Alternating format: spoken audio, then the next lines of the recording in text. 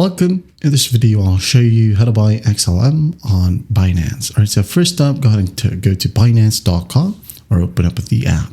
Now, once you're in here, just go to the top, make sure that you have deposited enough fiat money. For example, deposit 100 euro, okay?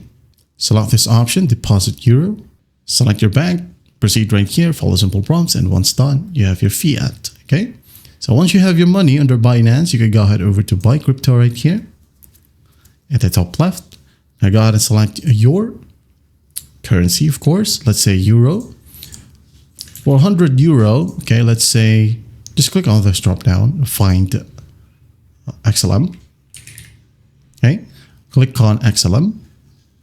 Now for 100 euros, you'll receive this amount of XLM. Okay, if you're happy with it, you can now go ahead and click on payment method right here. You can go ahead and use your card, okay? Apple Pay, Google Pay, or use your Euro balance in here that you just deposited. And once done, hit on confirm, follow simple prompts, and in no time, you can go ahead and check your profile, and the XLM will be under your holdings, okay? That's basically it. That is how you buy XLM on Binance. I hope this video helps, and I'll see you in the next one.